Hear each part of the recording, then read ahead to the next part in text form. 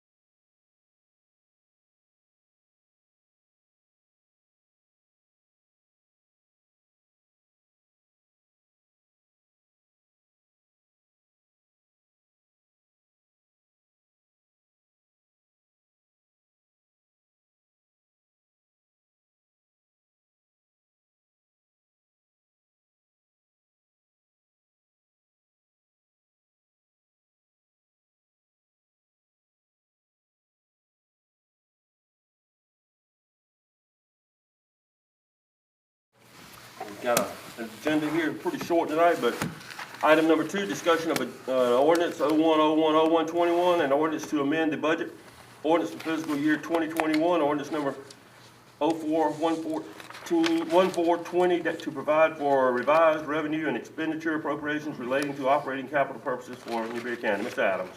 Mr. Chairman, this is a work session dealing entirely with ordinance number 0101-21. And the purpose of this ordinance is to amend the current year budget for economic development purposes.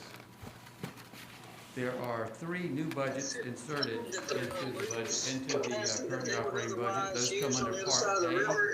Is that what you think they might be concerned about? Let's go some comments that use. Sorry.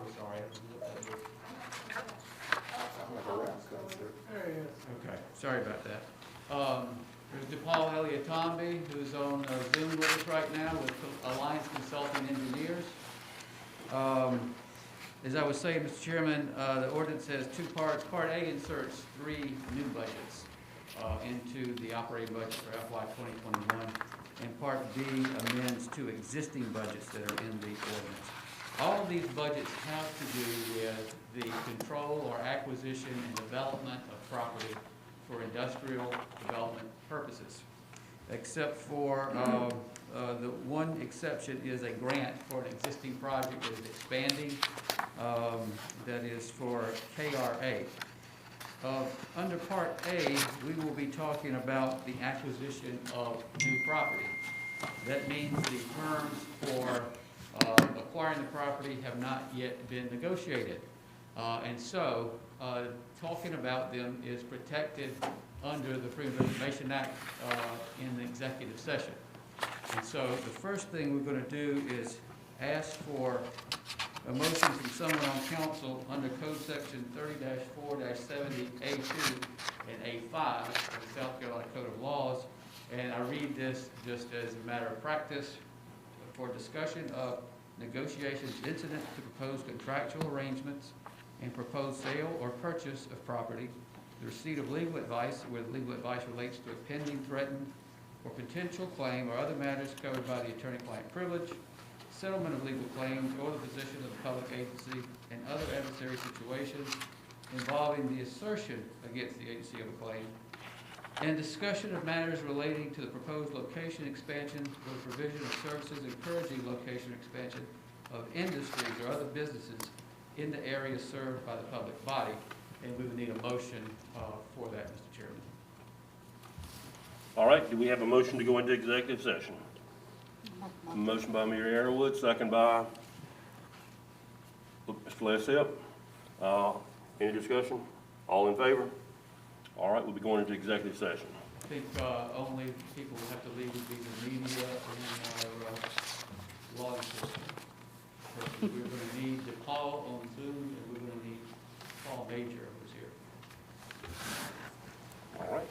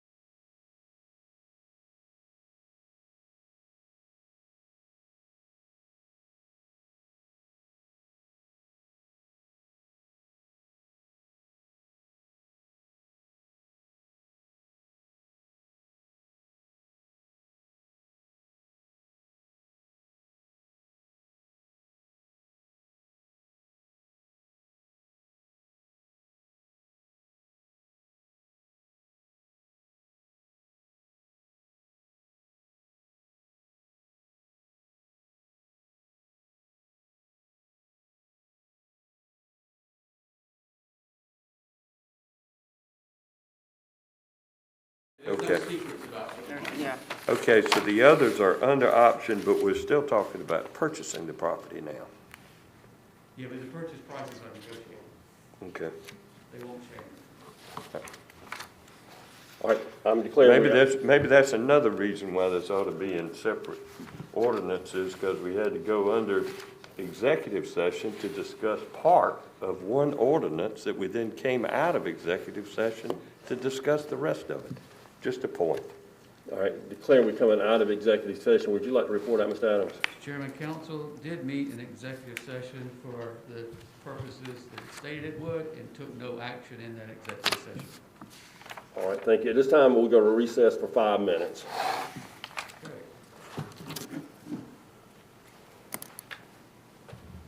I had somebody nudge me, need to break.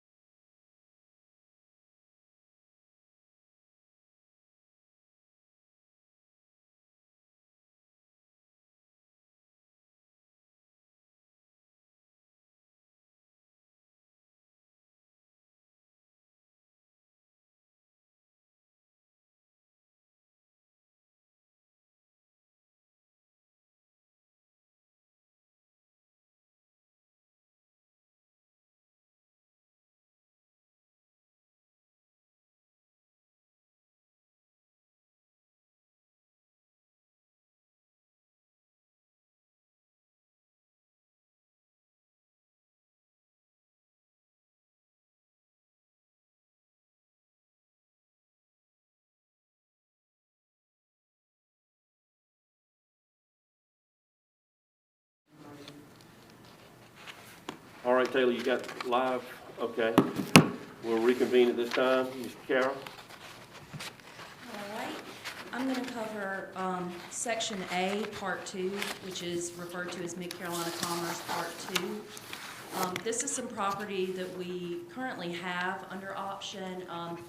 For about the past 4 months, we've been under the options and performing due diligence testing. I think Mr. Adams might have mentioned some of those earlier, but those are things like geotechnical assessments, environmental assessments, wetlands delineation, things like that, just to make sure that the property is a good, viable property for industrial use. All of that has been completed, and we have a hard copy of it here on the desk that we just received today, but we have digital files as well, if anyone would like us to share those with you. The property had no major issues, and the engineers, DePaul and Kyle and their team, see this as a good industrial site, and also recommended that we move forward with the purchase of this property. Yeah.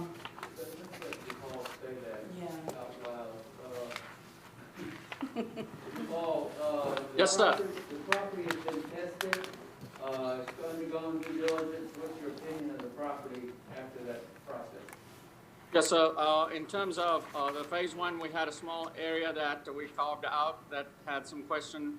And after that, all the rest of the property is fine. We've gone through as Kara mentioned, the phase one environmental assessment, wetlands delineation, cultural resources, threatened and endangered species, all of the due diligence items.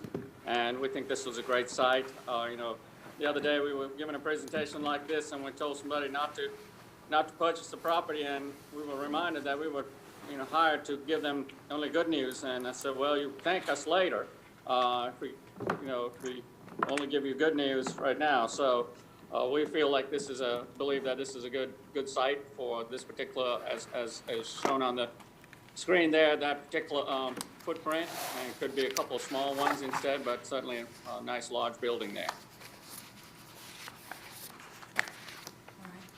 And so before I get into the actual budget figures seen here, I'd like to talk a little bit about the two concepts we have. As you can see, this site can be used for a large box user, that 1 million square foot.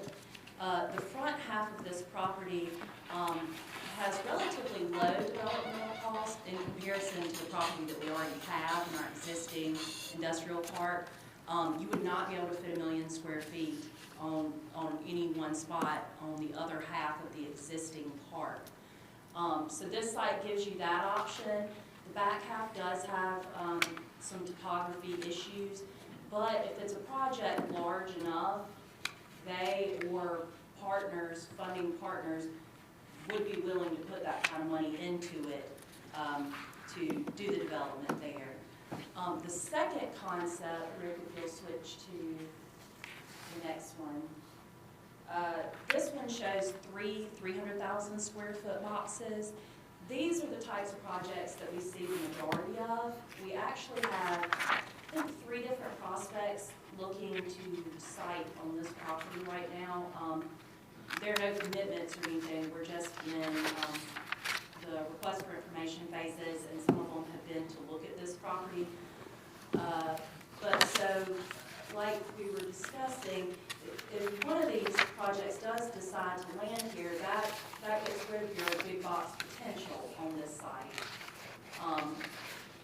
But again, it's got both concepts there, and all of the infrastructure, the capacities that we need are already present because of our existing industrial park right across the way. And as you all may know, that park has been quite successful over the last 4 or 5 years. That's why we need more product now. And so this is in a great location, and everything we need is right there. Now to get into the numbers a little bit. The total budget for this project we have at $6,136,500. 90% of that, so $5.5 million, will be paid up front from the fund balance, but would be reimbursed with a special source revenue bond. This is something we've been working on for probably 3 months. It's been a collective effort between myself, our finance department, Kieran and Debbie Taylor. The auditor has played a huge role in this, Theo DeBose. We've had to basically pull together all the information on revenues that we generate from our fee agreements that are in the multi-county industrial park. At this point, we only have a MCIP, a multi-county industrial park with Greenwood County. But we basically had to pull together all the revenues that those generate over the last 3 years and then project them out over the next 15 years to show that we could cover the payment. So the payment would be $450,000 annually, which is what the county already pays for debt service on the existing park.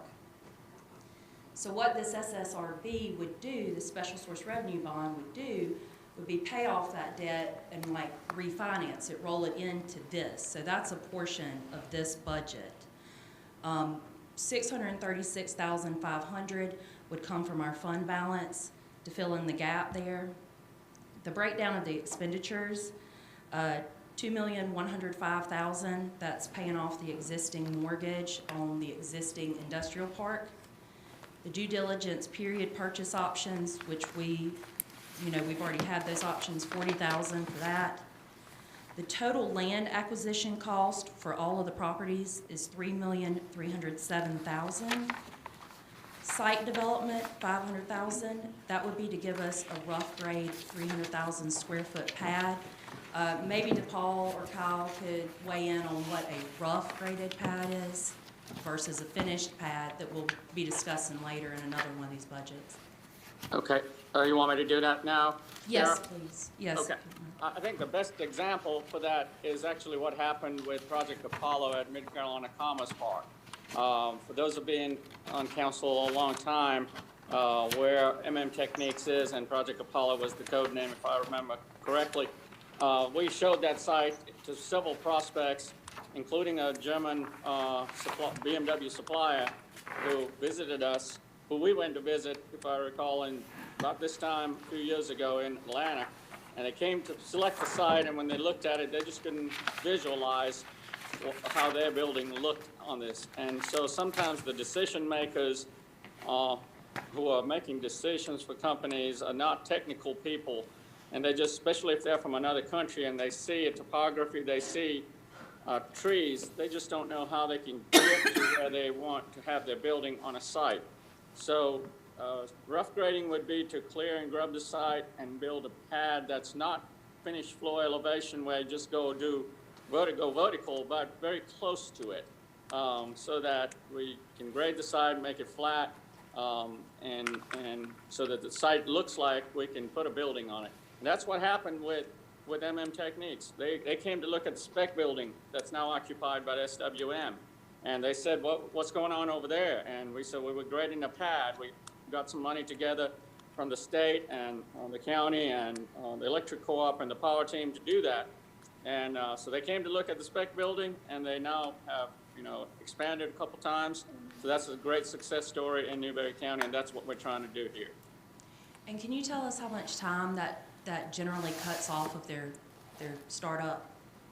Between 4 to 6 months at the least. Yeah, so it's a huge asset to have that. It is. in your product. And companies are belaboring making decisions, and I think I heard you say Samsung was one of those, but once they make a decision, they want it tomorrow. They can't wait, 3 months or 4 months. It's unreal what's happening now. Yeah, we tend to see in a lot of our requests for information, they want shovel-ready sites. So, the last two portions of the expenditure side of this budget, $84,500 for engineering, testing, and professional services, which are the actual due diligence test, professional services, the fees that we pay the engineers doing the work, aggregating fees. And then the last portion, the debt issuance costs, those are attorney fees and things that are involved in this process. Like I was saying, Theo DeBose, who's been working on this SFAA consideration stuff, in order for us to get the special source revenue bond.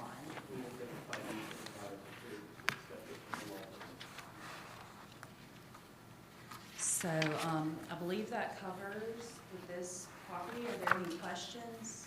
Oh, here, let me say that the options on this property, expire, variously on April 5th and April 20th. We have to notify the property owners by then that we are going to purchase the property before the options expire. So in that sense, time is of the essence. Have we asked them about extending that option? You can, Have we asked them, or? we've not. Okay.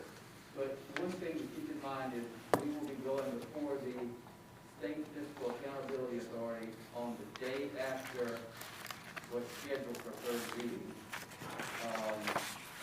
for the SSRB. Remember, the SSRB, they are what will reimburse us 90% of our money. We take $5.5 million out of, well, in this case, we've taken $3.3 million out of the still pertaining to the property. If we go before them as planned, and we've already filed a petition on February 3rd, then we can get our money refunded to us through the reimbursement of the SSRB in May. That's What if they decline that request? Will we have already committed to purchase the property, and then if they decline the request, where does that put us? The options require that you inform the property owner by April 5th and April 20th respectively that you want to buy. This will happen before that time. You will know before the options expire. Will we know before we vote on the ordinance?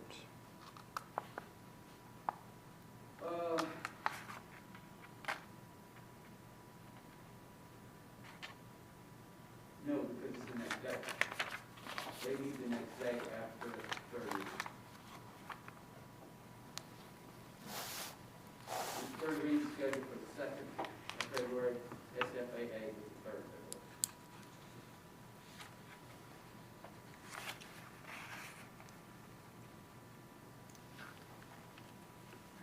Are there any additional questions, comments? I don't know that we got an answer to that one yet.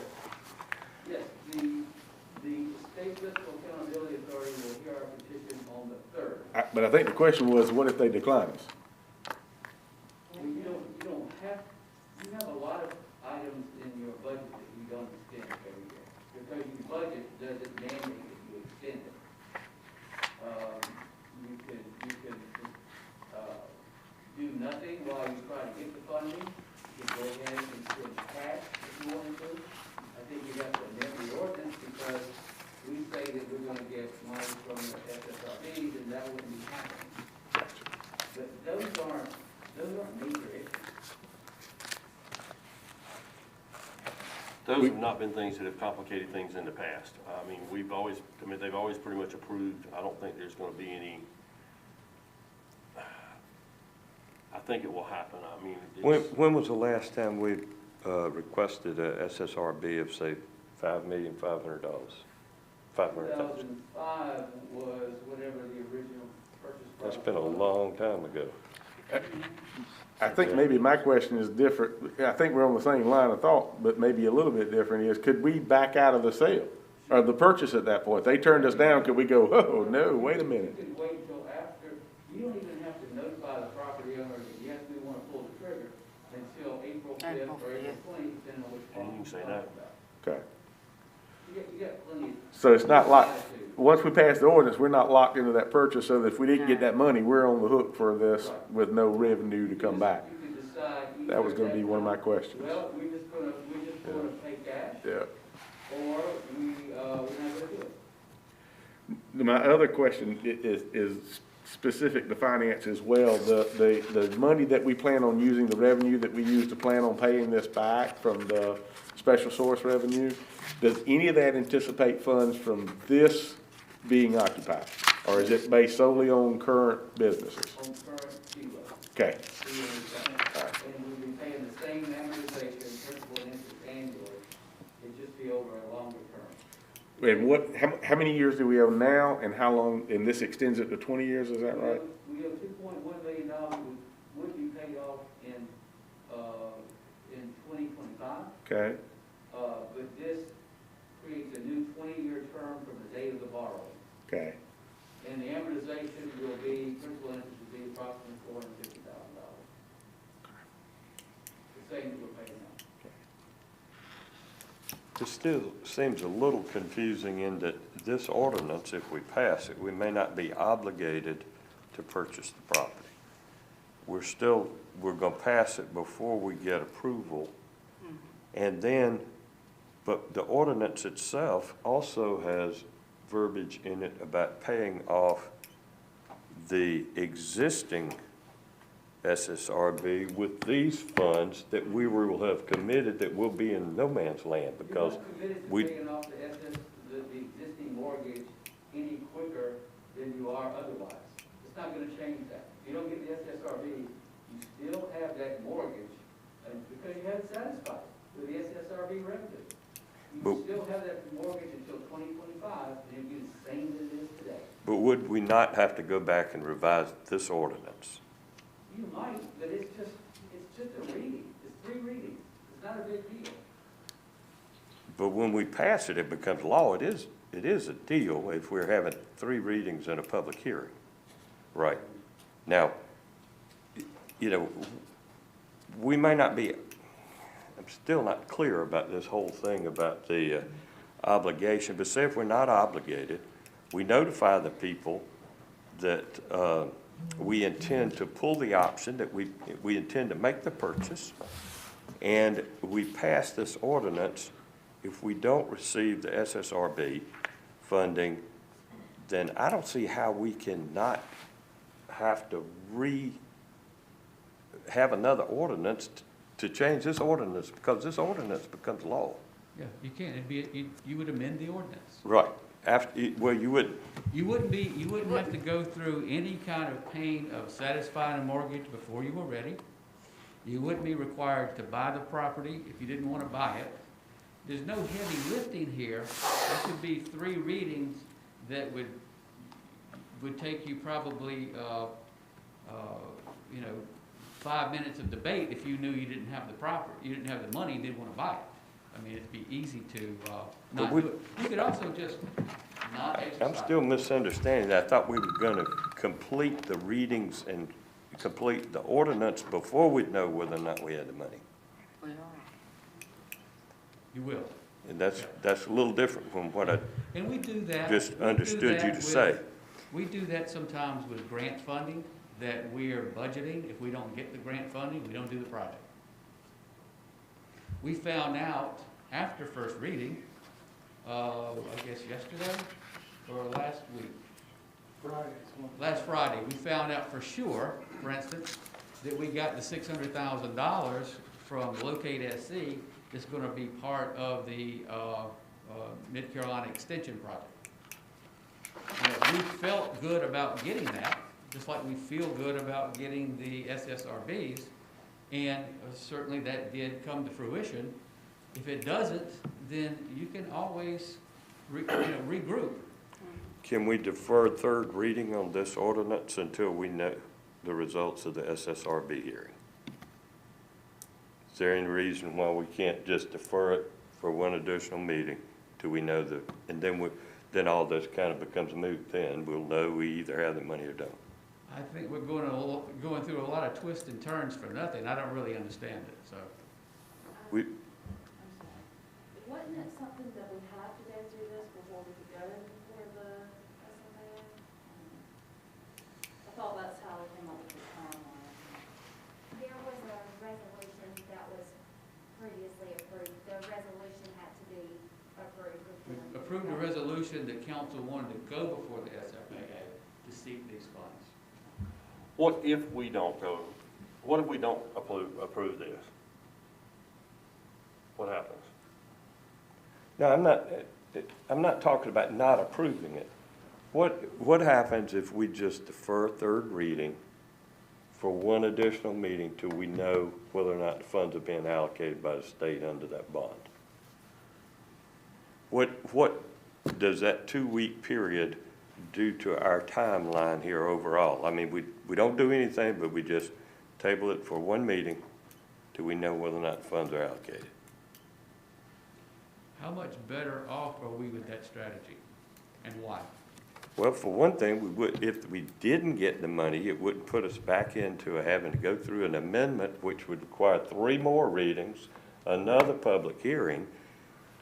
I'm not sure. Let me just ask, what is the reluctance to wait one more 2-week period to read it, or either call a special meeting? I'm fine with calling a special meeting. We all get together one day after they approve the funds and have third reading. What is the purview of the decision makers on the other side saying they're wavering on their decision? Why haven't they already made a decision? We can always, if we don't get the money, we don't have to carry through with what we got. But the people that's on the other side, looking at us saying we can't make a decision, could hamper them making a decision favorably for our county. What people are you talking about? The group that we're talking about having to go for this, SFAA. yeah. It used to be the Budget Control Board, now it's the SFAA. This is a lot of gymnastics for something I don't understand. I don't understand exactly some of this either, so it kind of puts us in the same boat.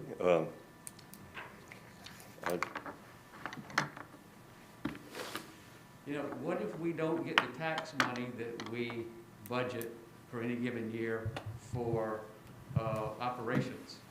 Well, what happens is we adjust and we don't spend it. We show variances at the end of the year where we either under-collect what we budgeted or we over-collect what we budgeted. The budget is a target.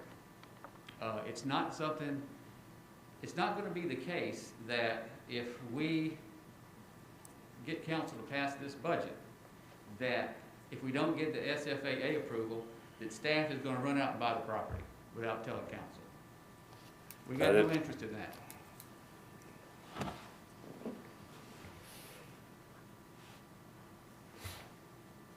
But we can make this as complicated as we want to.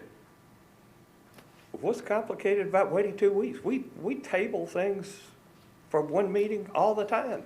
What changes that defers this for 2 weeks? What has changed, Wayne?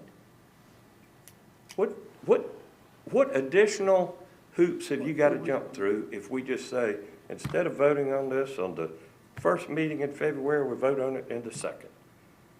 Or, you know, the third, first meeting in March, whenever that one meeting deferral would be. What additional impact is that having on staff? Well, I think it'll probably look better than if they go to the meeting on the next day and they already know that the ordinance is already passed. Yeah, It looks better. It will have already gone through 2 readings and passed 2 readings with approval that lets them know that we want to do it, but but, okay. I just would have to, I want to vote for this, but I don't want to vote to spend money we don't know we're going to get, even though then we say, well, we can revise that to go through another ordinance with 3 more readings, because there are aspects of this that would require that if it doesn't. But there's another option. The SFAA doesn't meet just one time. I think they meet quarterly. Let's say you don't get it this time, but you've got to go back in 2 months and do it. Well, that certainly wouldn't give me a good warm feeling if they wouldn't give it to us this time that we'll go back. I would think that if they didn't give it to us this time, we'd be in a position that we'd need to rethink. I would expect that we get it. It's just a matter of spending money before you have it. We won't spend money before we have it. We won't do it. In fact, I will tell you that if we don't get the SFAA, we're not going to pull the contract, the trigger on the contract, before we get money from the SSRBs, unless we come back to council and say, hey, we didn't get the SSRB, but we still think maybe we can cash flow this and it's a good deal. we wouldn't pull the trigger unless we had come to you first and said that. It wouldn't be the case that SFAA says, nope, no dice, we're not doing it. And then we just say, all right, well, let's just go ahead and pay cash. We don't do things that way. We would come back to you. We've already, this whole discussion kind of, I think, goes back to my previous point earlier on, is these ought to be taken out separately, because the first discussion that we had in executive session, I'm in total agreement with, and this part, I'm not in total agreement with yet. And of course, there's 7 people, and 6 people can override 1 easily. But if we, based on all this being in 1 ordinance, if we don't get the funding, like I said, we're gonna have to, you talk about jumping through hoops, then we'll have to jump through hoops. Now, all we have to do is just defer it one. Oh, hang on a second. I have my dates mixed up. Taylor's reminding me, SFAA is on the 2nd. Council meeting on the 3rd. It's not the 1st. But I can't tell you without a doubt that they will have decided by then. And so we still may have provided information to them. I don't know that they'll vote on that night. We still may have the same issue, whereas we're waiting for the SFAA, and we decide whether or not to go ahead and have 3rd reading. Well, I could certainly vote to have up to 2nd reading, knowing that we get a feeling for it, and the next day you can come back and say, well, they did approve it, in which case, I'm good to go. And I just don't know if they will approve it on the same day. Well, I can text and we find don't- that out while we're meeting tonight. But, mhm. but it's not gonna be a disaster. We're not gonna run out and spend money we don't have. We didn't get $15.35 million in the bank doing that.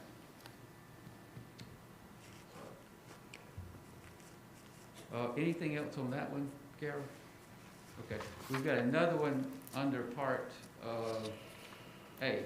This just has to do with a grant for expansion of existing industry. You want to take that up, Carol? I'm gonna let Rick run it. Okay. Sure. In 2018, Newberry County Council passed the original project, SAM, which was the KRA, South Korean supplier to Samsung. It was very important to Samsung that we land this supplier and bring them here to Newberry County. Of course, we did, to its credit, and of course, the administration, the economic development staff, everybody who worked for the county government worked really, really hard. This was a difficult project, had 10,000 problems we had to solve one at a time.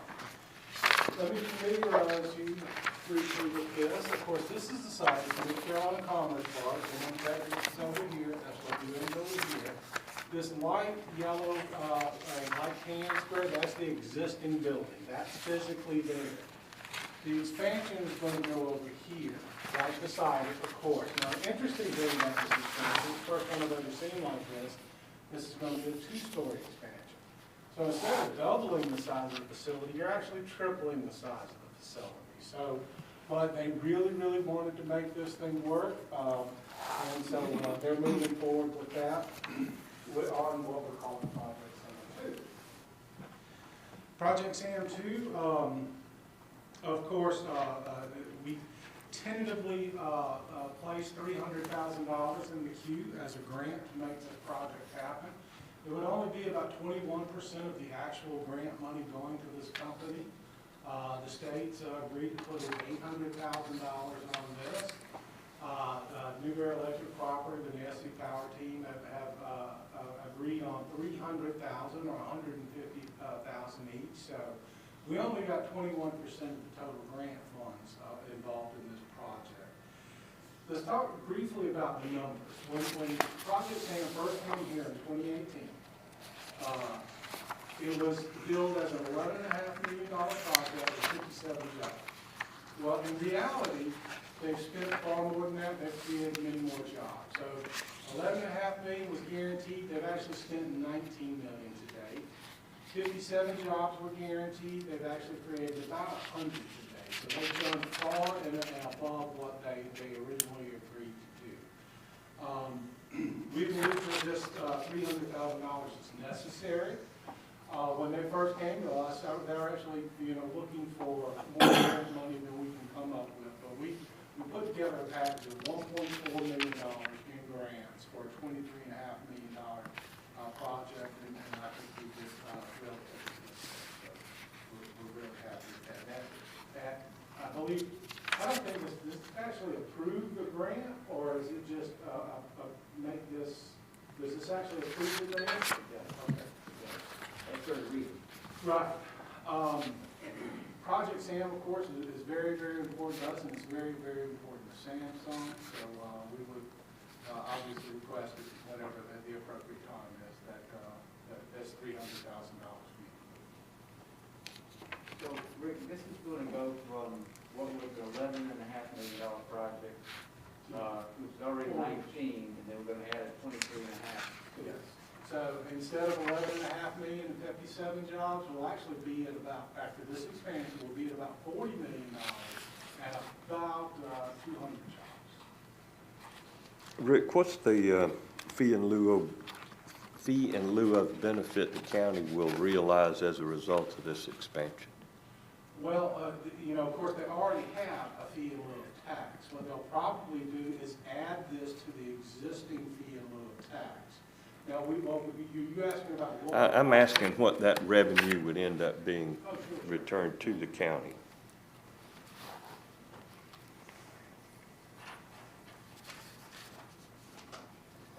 Sure. I actually added up some of these numbers later. And these, and I apologize, because these do look kind of complicated when you look at them for the first time. Well, this is a fee in lieu of tax illustration. This is not a guaranteed tax payment schedule. What you're doing is you're taking the investment from the company, you're breaking down the real property from the machinery and equipment because they're taxed at different rates, and then you're including the incentives that you offered. So this first one, which is Project SAM as opposed to Project SAM 2, shows and I adjusted this to their actual expenses. So for Project SAM's $19 million in investment, we will reap over the 30-year life about $5 million in current funds. In other words, not including net present value. Now, if they didn't invest another nickel in Newberry County, we would make in, say, year 5, about $178,000 in revenue. That's for all of that. Yes, and that's for all of it. That's not just for the county itself, the county general gets. Now, if you switch to the other sheet, Project SAM 2. Does this include SAM and SAM 2 or totally independent? Add this on top. And you look at year 5 and you go across the scale. On Project SAM 2, in year 5, you would net about $225,000. So then you would add that 225 to the 178 and get about 400,000. About 400,000 each. So this will basically more than double, or basically double what they've already spent to date, triple the jobs that they've created to date, and account for a lot more revenue in the long term.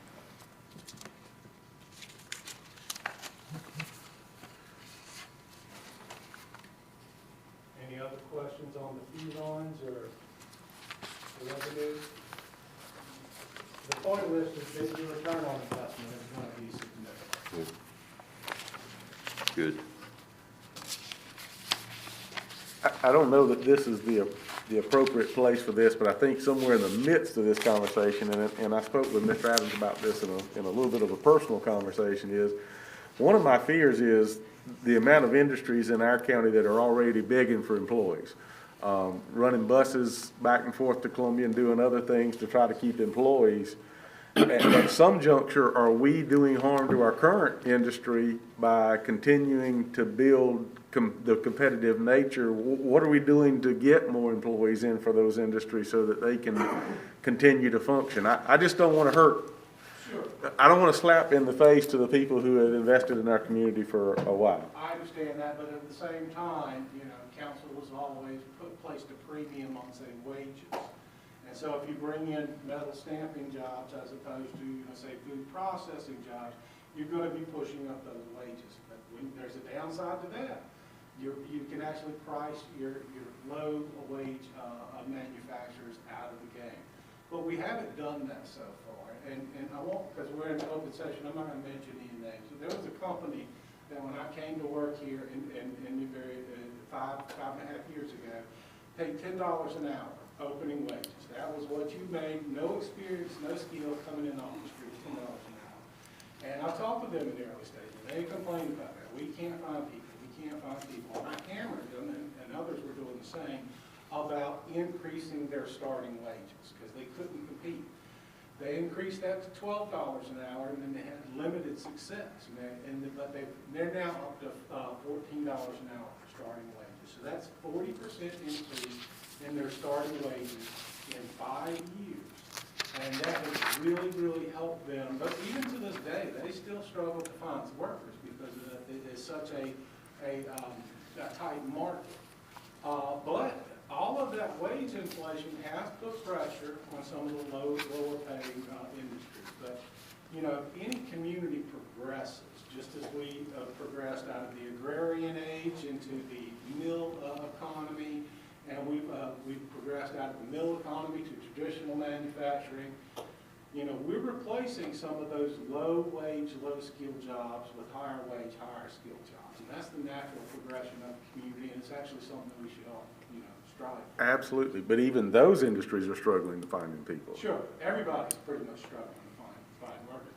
Interestingly, the blip that we all saw when COVID came around, I mean, unemployment shot up like that. It didn't shoot up near as much here, and it actually abated much, much quicker here. So we're back down to 3% unemployment. We were at like 2.8. So we're back basically to where we were before this all started. What wages will KRA be paying? What is there? For somebody walking in off the street with no experience, no skill, they probably start at about $13 an hour and get an adjustment after a certain training period. But of course, for somebody with significant experience, they would make more than that. And let me be clear, I only ask it here, that is not against KRA, that is not against any of these projects by alone. It is the whole sum total. You end up, if all of this comes to fruition, you end up needing another 500 to 1,000 employees argumentatively, and we're struggling as it is. And so somewhere that has to be in the back of our mind that we've got to find a way to help these folks find some people to work. Sure, and we do that, and we do everything we can on that. You know, we're actually blessed, you know, by where God put us here, you know, on an interstate, because we have a much larger reach than some other communities without that. I mean, we reach a company like Samsung, they're only going to draw half their employee pool from Newberry County. The rest will come from counties all around. And that's actually fairly true of other industries, you know, too. Komatsu gets a lot from around and so forth. But a lot of that just goes back to, we've got some good manufacturing jobs. And they also said that one time that they would bring people from 60 to 90 miles out, which, again, sounds like a long ways, but if they're paying the right salaries, people will drive to. Side topic, and we can chase this rabbit and take it sidebar. I'd like to see those people moving here instead of driving here. Well, we got some new subdivisions on. That's right. The most realistic geography that we use to, when somebody says, well, where am I going to find workers? We look at the 45-minute drive time. And in that 45-minute drive time, if you placed a pin right here under my feet, you would find about 450,000 members of the workforce. And interestingly, though, you get into your underemployed people. You know, don't worry about just those on the unemployment line. About 16% of that 450,000 are going to be what's considered underemployed. And those are the people you target. You also target a lot of your out commuters. You know, somebody who lives here in Newberry County and works in Lexington County. If he finds a job equivalent here in Newberry County, he'll change. Chairman, an answer to our earlier question, the SFAA will decide on the second. So we'll know the answer. Well, that's good to know. And the other thing is, there will be a bond ordinance reading that will require 3 readings. So there's a further chance to not do this or hold up, whatever. But still, we could be on track to be reimbursed in May. Back on the KRA grants, and it's something I neglected to mention, these grant funds will be used to offset the site upgrading and construction costs. So the beautiful part about it is this grant is, the money that's spent on stays here. Even if the company were to go away with this amount, what we spent money on improvement stays here. Any more questions or comments? This seems like a no-brainer. Look, I'm sorry? I said, this seems like a no-brainer. Any more questions about KRA's grant? And this money's coming from other sources, we're just passing it through, is that No, our portion? $1.4 billion total, 200,000 of it comes from us. The biggest other source is the state of South Carolina, which is putting 18,000 in. And where do we plan on taking this money from? Would it be come from Fund balance. fund balance? Okay. But we would be more than compensated for this within 2 years. So we would get more than our $300,000 back within 2 years. If we count what the school system did. Right. Yeah. Well, yeah, we're talking 340,000. But if you take 75% out of that for the schools, Yeah, it takes you. you only get a quarter of that amount. Sorry, what was the right word? You're only getting 25% of that amount, basically, the local fund, 30%, whatever the split is. What percentage is the school levy? 67%, so you only get, 255 out of 367. yeah, so you're gonna get 30% of that amount. Yeah, it's roughly a third, Yeah, or 2/3 is what it's. yeah, the school district's gonna get 2/3 and we'll get 1/3. Is this a multi-county industrial? It is, but you have a good point. Yes, sir. So the school's getting, It's up to you. that's right. We don't have to give them that much. This is in a multi-county industrial park. If you put any project in a multi-county industrial park, county council determines the distribution of the revenue. Unless we're told otherwise, we'd say it's pro rata, it'd be the same division as with the regular property tax. Which would take us back to where we were. Yeah. But Or like, you know, we wouldn't necessarily have to supplement the capital budget part of the school. We don't always give the schools the full amount that they get under, say, our normal taxes. The tax rate. If Anyway. you're looking at paying off investments in economic development, buying the property or developing the property, it's certainly, it's certainly reasonable to say, we want to take part of this money and pay that investment back. Because it's a cost to us. We can't bring money to the school district unless we spend money. Absolutely. Or we could even revisit it after we paid our investment, the county's investment off. Then at that point, we can go back and give the schools more. Okay, Carol, would you shift to the? Great to accelerate it and it not take 20 years. All right, this is something a little bit more Yeah. familiar, I hope. Of course, this is Mid Carolina Commerce Park, purchased in 2006 by previous county council. I-26, SC 773. In the oriental here, this is Jim Technics, they're established there. They've come in, they spent $20 million, they've now got about 55,000, 60,000 square feet under roof. SWM, of course, is in 50,000 KRA, which we just finished about. That's where the big expansion is going to go. And of course, here is a coming announcement. This was where the MDT spec building was. And we now have a company that signed the lease on that. That formal pending announcement is coming. So these in yellow, this is what's left. Now, when we came in here, of course, we didn't build all these roads. Alliance Engineers, by the way, they did the original planning, designing of this entire parcel. So they're the ones who decided that this would be a 38-acre parcel and the road should be here. But of course, we only built this portion of the road, what we needed to market property here. We couldn't get across the creek, of course, and then that's a big obstacle. It takes a lot of time, and it's expensive to do so. We pretty much run out of property on this side of the creek. So now it's time to get to the other side of the creek so that we can open all this property up, so that we can adequately compete for future projects. So B1 is this next section we want to talk about, and it's the Mid Carolina Commerce Park extension.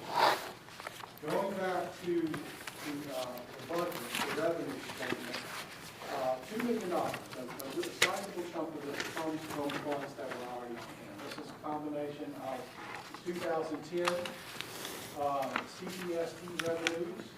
I'm going back. I know, I was just gonna say it's important to note that this is an amendment. We're now in section B, which are amendments to existing budgets that were already in the fiscal year 2021. The prior three were additions. This is an amendment to a budget. And I'm reading from page 3 of your handout, Mid Carolina Commerce Park Extension.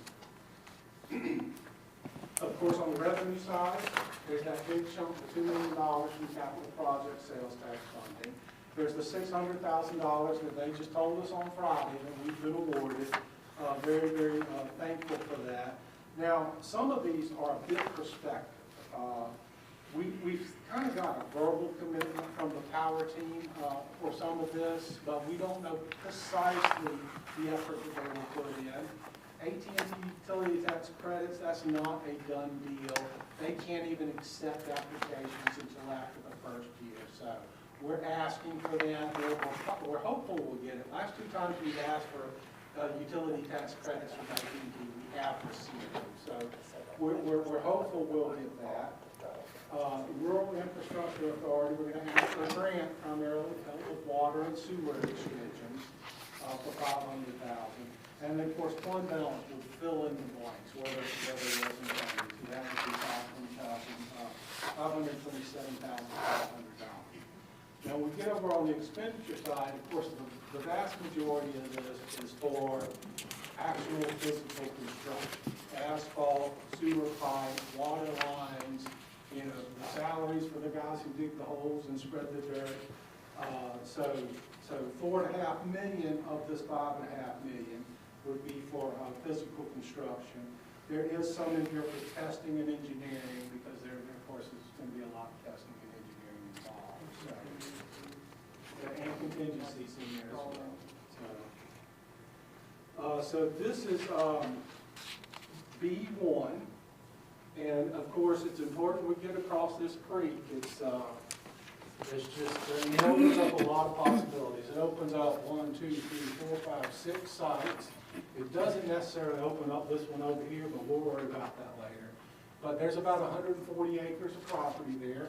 I believe we did an analysis that shows it can host up to 1.6 million square feet of manufacturing space at maximum build out. So this is significant. 1, 2, 3. We could actually put 2 there, 2, 3, 4, 5, 6, 7. So 7 or 8 facilities potential. And look over here, we've done 1, 2, 3, 4 so far. Now we could get up to 7 on this side and potentially 7 on this side. Now this is important because whereas the property across the highway gives us a big pad, this is not particularly conducive to 1 million square feet. This is where we're going to get our 50 to 75,000 square foot boxes and our 100,000 square foot boxes and our 300,000, but this property is just really not conducive to that 1 million square feet. But this is all certified industrial property, bona fides, been tested to the hilt. And of course, this is a Class A industrial established industrial park, so that carries a certain cachet itself. We've got a pad in this one, a finished Yes. pad. Thank you, yeah, finished pad. Now, Paul was talking earlier, he distinguished between the rough grade pad and the finished pad. The finished pad, that's your shovel-ready product. You know, because somebody can come in and go vertical. And anything less than that is not truly shovel-ready, although there are things you can do to get more and closer and closer to that. We would probably put it on one of these two sites here. And what that does is that gives us a 4 to 6 month head start. So when a company comes in, and again, back to what I said earlier, time rules off in modern projects. Everybody is under a close time frame. They have to get buildings up in just unrealistic time frames. And so quite often not. You know, it used to be incentives were king, now it's time. Whoever can get that project up and running faster is the community that's involved. And it's important to note that the majority of the projects that we get would fit these sites. That's where most of our project flow is. Now, they've gotten bigger lately, Yeah. but yeah, I mean, the average project we see is somebody who wants 60,000 to 80,000 square feet. Maybe they have plans to add another 120, but you know, these 300,000 square foot projects, they're not that uncommon, but they're not necessarily more. Now, that pad, that finished pad in there, I'm just gonna make a point, will cost well over $1 million just to make the pad.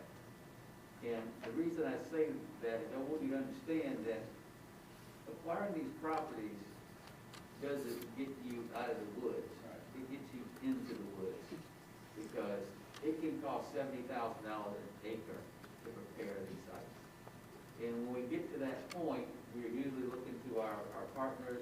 The Newberry Electric Cooperative has been really, really good about helping us. They did with Tech, and they've helped with KRA. And we look to the state as well. So we don't usually end up bearing all of that cost, but it is not cheap at all. Just because we bought the property doesn't mean we're through spending money.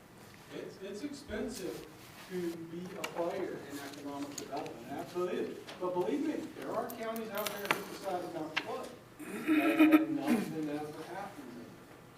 This question's for Nick. Nick, I know Newberry Electric Co-op, we got that land there. Has the substation been built there that will support the additional load, or if we extend this, how quickly, what are the Newberry Co-op plans to extend that? If we were to build a substation there, it wouldn't go in that location anyway. It'd probably come closer to the backside somewhere, closer to the transmission line. That land, I think, was set aside at the very beginning. Actually, it was about 4 years ago, the electric cooperative But no, there's no approached the county substation there yet. and said, county council, can you give us this property so we can build a station? The county council said, sure. So that's actually been deeded to Newberry Electric Cooperative, but various engineering analyses and so forth have shown it would actually be better at the backside of the park.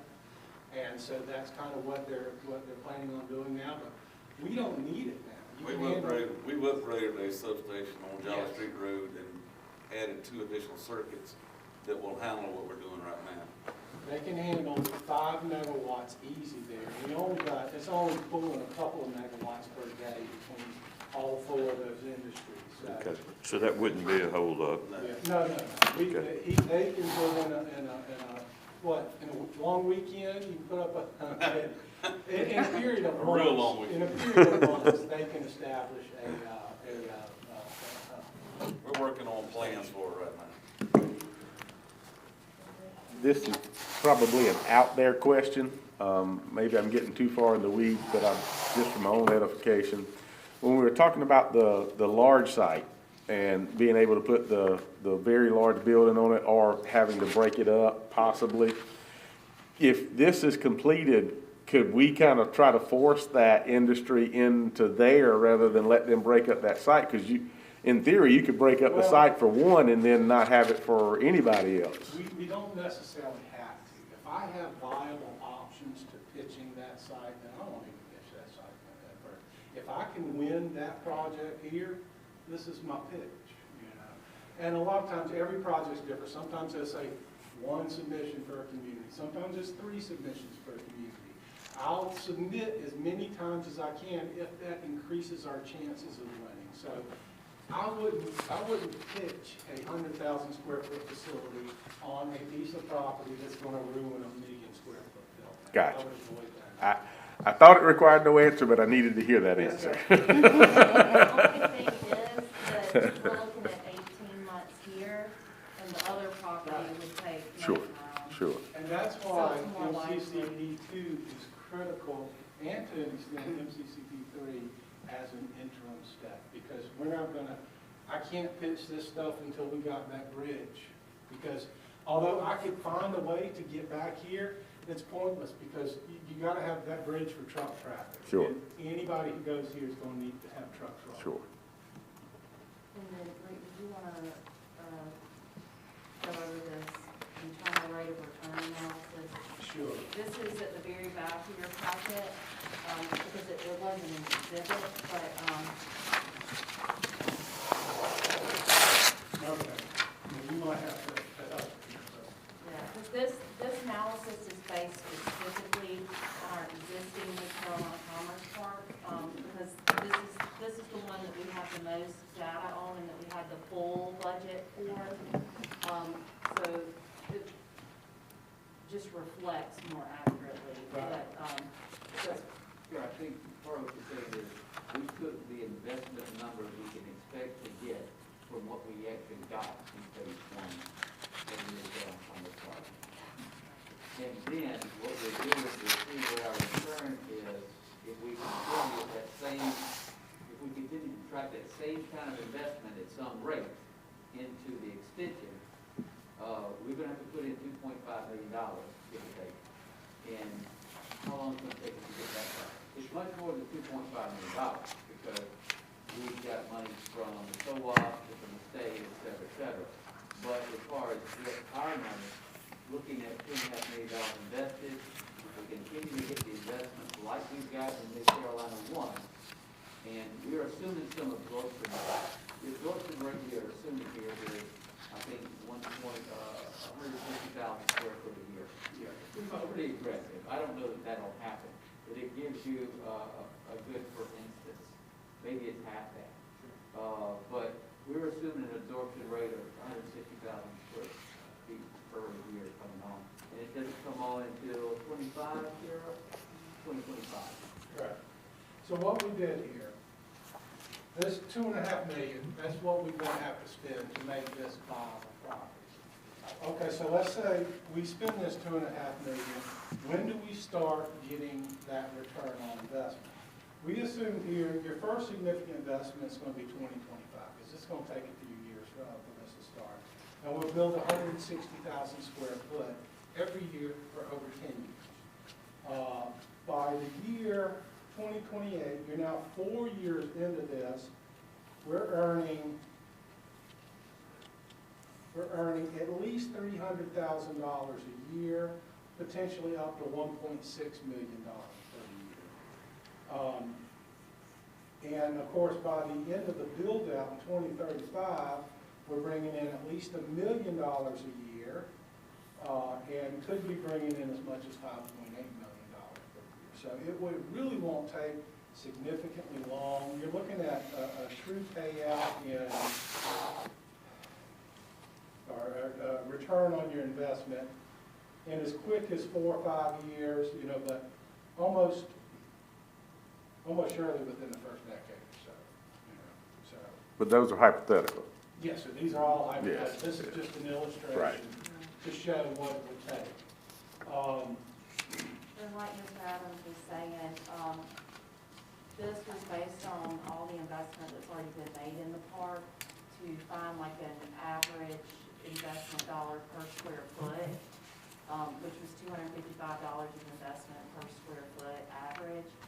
And then, so based on the concept that we have, that, I can't remember, it was like 1.6. No, yeah, I follow the math. It's just it's hypothetical in that you have somebody there who's doing that. I mean, there is a certain X factor to all of that. But it's really important here when you're talking about industrial parks, It's kind of like, planting a tree. You don't plant a tree because you need shade today. You plant a tree because in 15, 20 years, that's when you'll be benefiting from that. What's the most useful way to look at return on investment, frankly, is a net present value. Net present value, let's show the Azad's thing. You have a net present Yeah, value? he has break even going on here as well. Yeah. He's got a net present value here of, let me see the top, I can't see the top. Is this a 50% SSRC? Yeah. If we do a 50% SSRC, which is very likely you'll have to do if it's a good project, you've got to compete with counties with low tax rate. So you've got these cash flows over this amount of time. They total over time $35,600,000, okay? But the net present value is the amount of money that you would have to have in your hand today, invested at a discount rate, which he has at 1.85, to produce those same cash flows. So it has a value in today's dollars of $22 million, or $22.9 million almost. So that's the best way, and companies look at that too. When they look at the fee streams, the discounts you're giving them, they're looking at the net present value of the benefit that you're giving them. So, and they're gonna compare that among jurisdictions, wherever they're looking to locate. But this is the one I always go to, is net present value. Because this is based on assumption. What's the net present value on KRA? You got two different ones there, because you got the original and the And expansion. they're not combined. The first one is $4,416,000. Okay, so in the first phase, and this is based on $19 million, the cash flows over 30 years are going to be $7.4 million. But you would need $4.4 million in your hand today to produce those same cash flows over that same amount of time. And for their expansion, they've got a net present value of $5.2 million. It's like putting $5.2 million in your hand today, and it's going to create these cash flows for you in the future. Now, I won't even see this for years. Right. But it's the best assumptions that we can make. And we have to make assumptions about these things in planning. And if you look at the bottom of this table here, you see that our analyst has created a break-even point. When do we get paid for our $2.5 million? He projects in a no incentive scenario, you get paid back in 7 years. If you offer modest incentives, it would take about 9 years. If you offer stronger incentives, it would take about 10 years. So odds are we'll get paid back within a decade on this. The other thing that happens, though, especially if you attract projects that pay above your average wage, which is what we're always on the lookout for, you are putting more money into your commercial economy. Commercial economy pays a 6% assessment ratio. They don't get any of these deals. Had a hotel person ask one time, well, what are you going to do when you give us a special source revenue credit or a tax deal to build a hotel? I said, no, we already gave you our benefit by bringing in Samsung here. They're going to sleep in the bed. But it's that commercial growth that really is the big help.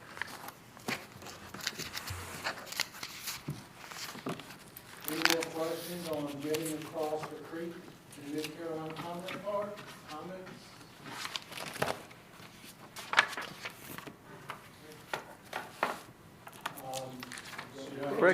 Rick, only thing I would add is that the plans actually for a portion of the second phase, well, and several members of council may remember this, were actually prepared in 2009. I'm actually looking at these plans, and we're ready to go on that with a few changes. Of course, it's been 12 years, but that makes this project go very quickly in terms of being ready. We can't show anything on the other side of the creek right now. Thank you, Paul. One other thing is on the $2 million in city sales tax. Some of you might remember in 2010, We added on crossing the creek in Mid Carolina as the last project, soaked up the last $940,000.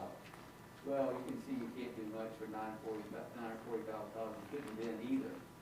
So when when we had done all the other projects, the question was, what would it cost you to do your remaining projects? And we just took what we were gonna over collect, so we ended up with $2 billion instead of $940,000, and that's why you're not having to pay that fund balance.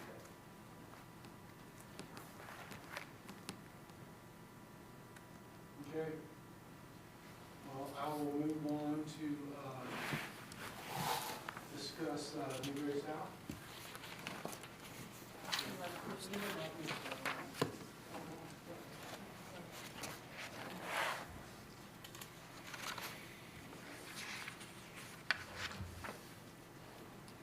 Section B2 is the last portion of this budget amendment.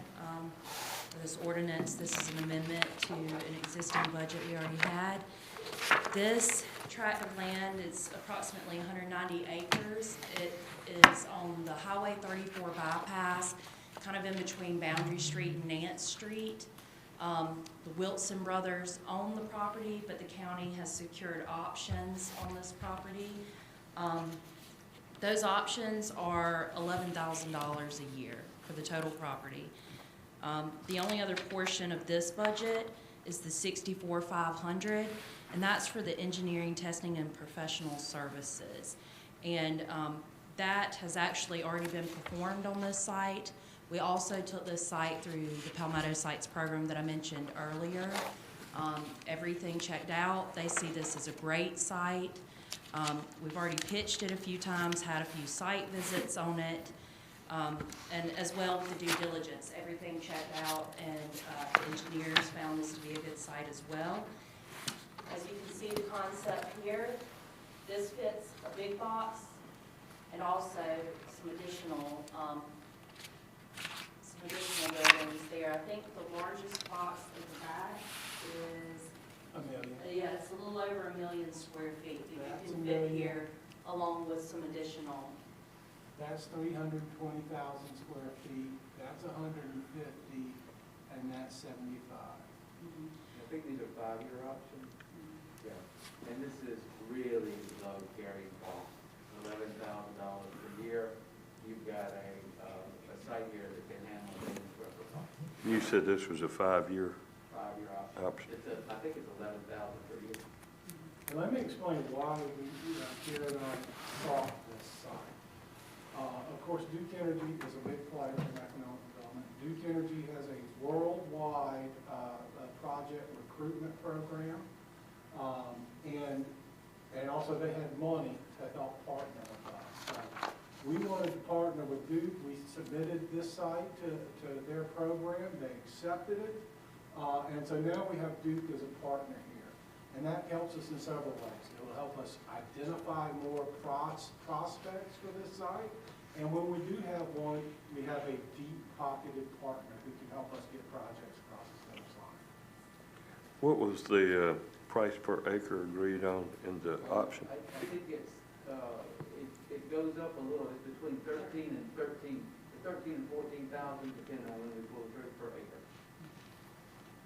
But one of the reasons this is such a good site is it sits on a highway.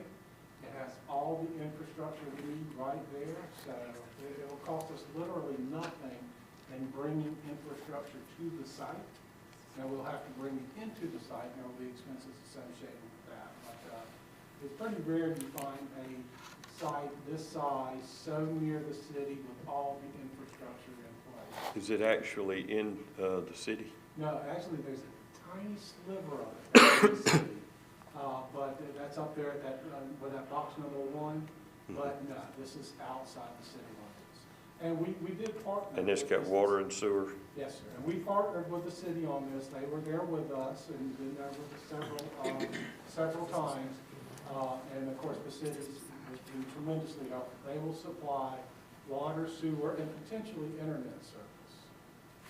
And Rick, they also could be annexed so that we can use the fire department with the, Absolutely.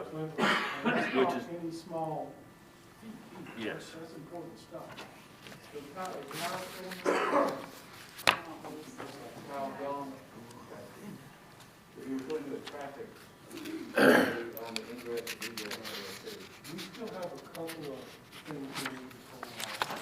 This is a great site, it's been looked at by experts, everybody agrees it's a great site, and we have it under control, and we have it, it's not certified per se, but it's already got the seal of approval. So how much additional funding are we gonna need for any other due diligence on this? Yeah, no It might be additional. reimbursed. Yes, it is. It's already, like I was saying, this is an amendment to the existing budget. Before, we had a line item that was basically just site inventory cost. I'm not sure if that was the exact title here, and would have been able to answer that. But so this work was already done last year, so we paid out of that line item, so it needs to just be reimbursed. So we're just reimbursing the 11,000 for the annual option? No, The due diligence. I think they do it for 50,000, won't they? Something like that, or they pay the whole, I think you pay 60. didn't you? Yeah, for due, the portion that they pay back. Right. We had to pay it up front. Yes, due. yes. It's already been done. Yeah, it's been done. So altogether, we're adding how many acres to our? If we're successful in all of these things, we'll be adding about 600 acres to our inventory, which is increasing what we currently have that's available and accessible sixfold. I mean, And how many million square feet did we get, like 4 million square feet or something? Oh, man. Between all of them? You've got roughly 1.6 from Mid Carolina Commerce 6 Park, plus 2.54, 2.4, so that's, and, what was so well over $4 million, 4 million square feet of potential manufacturing build-out. Now, it'll take a generation or two to actually get there probably, but it'll be there.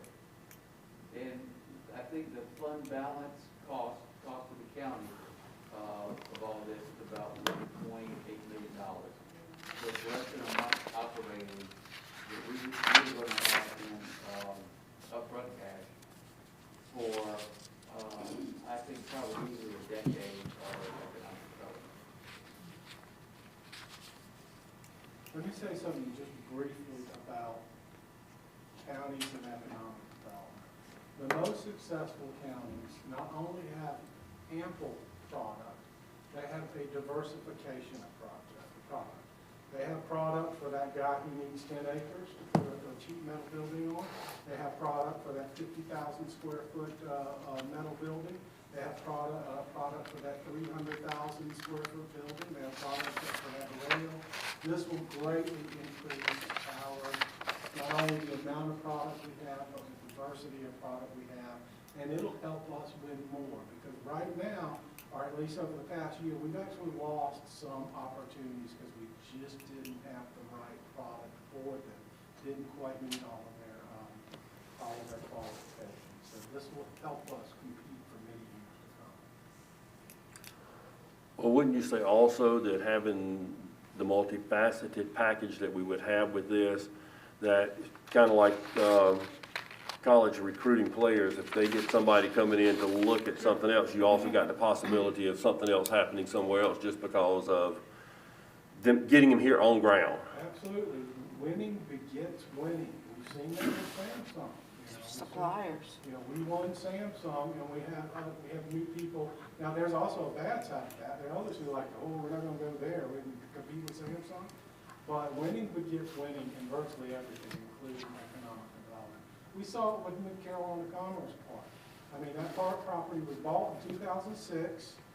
Spec building, it didn't really start moving until there were investments being made. Until the spec building was built, that's when we started getting traction and getting interest. And then we got that first win in MM Technics, and then all of a sudden we were a hot commodity.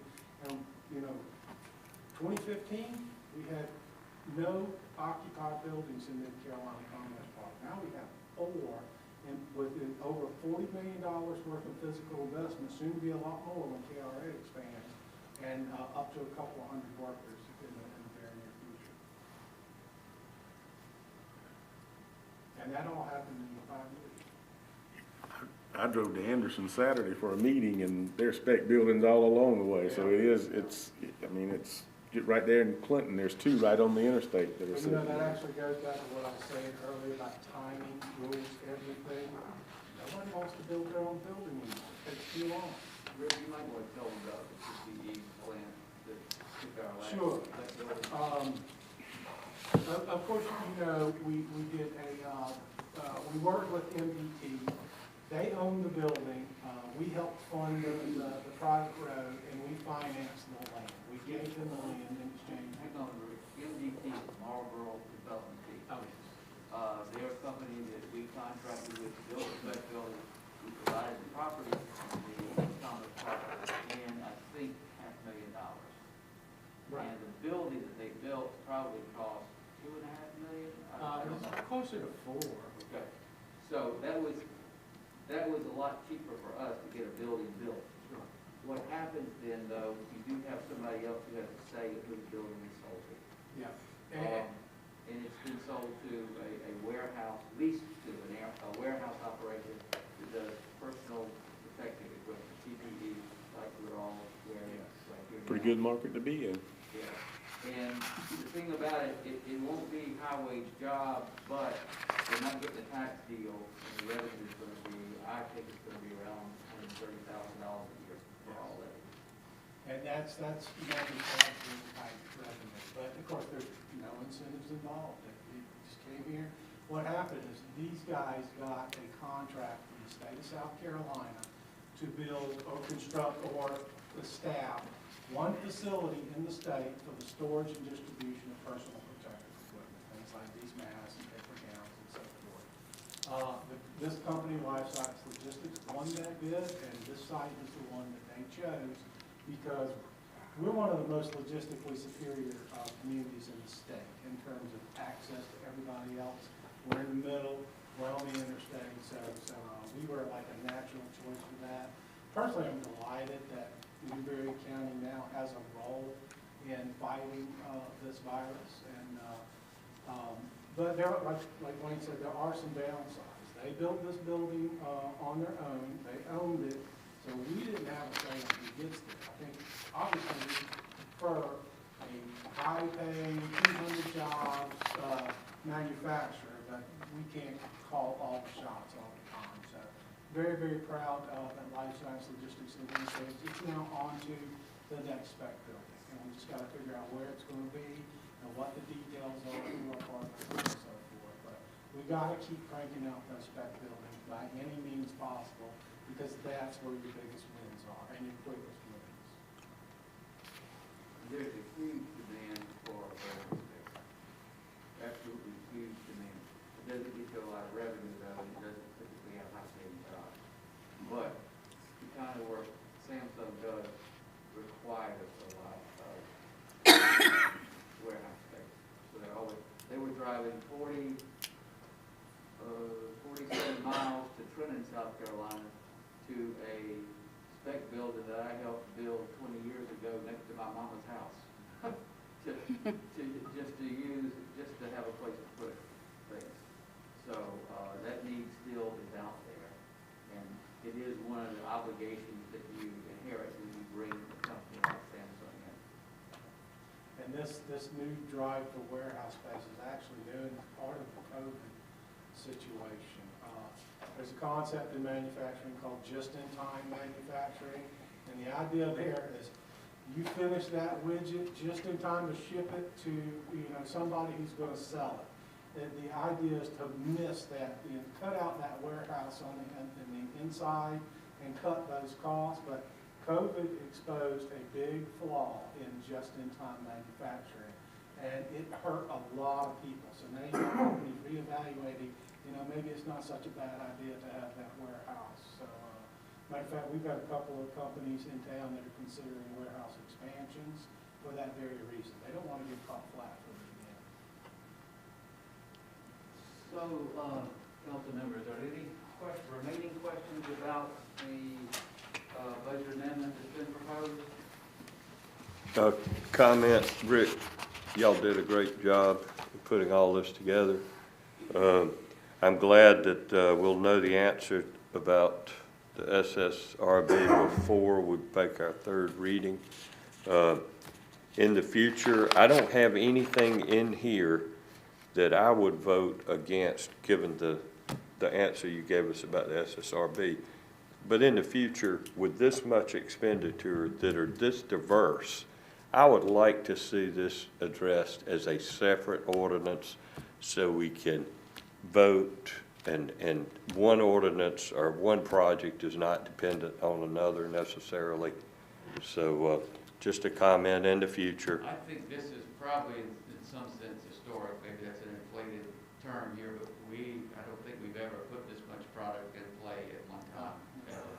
And I don't know that we would again, except we had a mega site at one time, and that was a big deal, that was all one project. But this is the next biggest thing that we've done.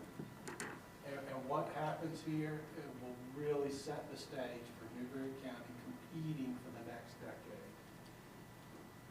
We still need a big box site, a couple of big box sites. And we'll continue working on it. Yep. But ideally, we would option those rather than go into retail and purchase them. So, Mr. Reader, any Yes. question? Do you know what the score is?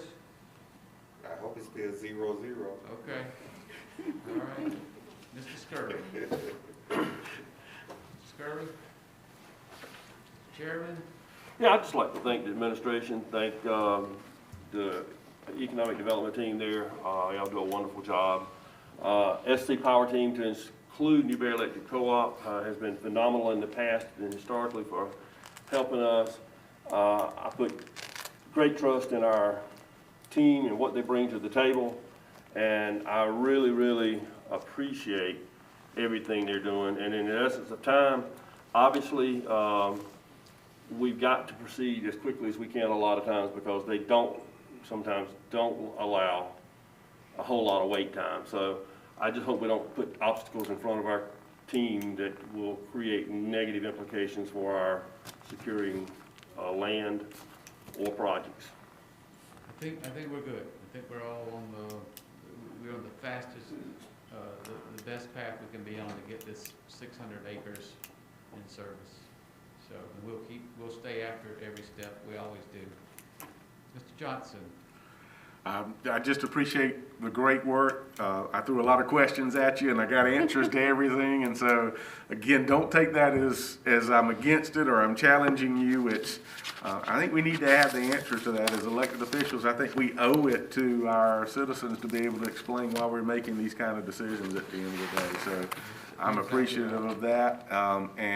I would like to just say on the other side, it's a big deal to me for whatever reason. It's kind of stuck to my craw, and that is let's try to get some people in here and let's try to work on our citizenry. So I understand y'all have some meetings with industry about doing that, and if I can be a part of that or if I can be a resource to that, I think that really needs to be a priority for us. I don't want to sidetrack this project, but at the same time, I think you can run two different tracks, and one of them needs to be building our citizenry and getting a great employee base that would make more employers want to come here, because I'm certain that's one of the things they look at. So thank you for your efforts, though. Absolutely incredible job.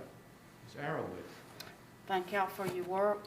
I enjoyed the presentation because even though I'd seen it in writing, it makes a difference to see it with the pictures and everything added to it. I guess one of the things that excites me the most is that if we follow through with this, the amount of acres that we'll have for the future, but yet we've got enough money to pay this with the same amount of money that we're paying now for the project. We have cash flow. So we got the cash flow. Everything. And that, yeah, I'd love to see it accelerated instead of the 20 years. That could be an option if things work the way we hope they do. But it delights me to think that we're looking ahead for our younger people so that they maybe stay in Newberry County and grow Newberry County and, this will give them jobs. And maybe it'll be like the ball field, you build it and they'll come. Yeah, I think that's only ball fields and movies. Mr. Hill. Mr. Hill. Again, thanks to Rick and his team, and I know I ask a lot of questions, and people are paying me to be here to ask questions for them. They asked me to ask those questions back on November 3rd. I don't mean that to be a personal challenge to anybody, but I will ask questions and continue till I'm satisfied that I'm representing my constituents the way they expect me to. Mr. Shealy. I appreciate all y'all's hard work. I know you put a lot of time into it. I know a lot goes into it. But I think the future looks bright with the proposal y'all give us. Mr. Chairman, I don't have anything else. Will this suffice for council comments and county administrator comments? You're good with it, and they're good with it, I'm good with it. Will staff remind me what time I said we would adjourn? 8:32. Yeah, it's 8:34. Mr. Chairman, we call for the motion. I make a motion to adjourn. All in favor? We are adjourned. Boy, that didn't take much.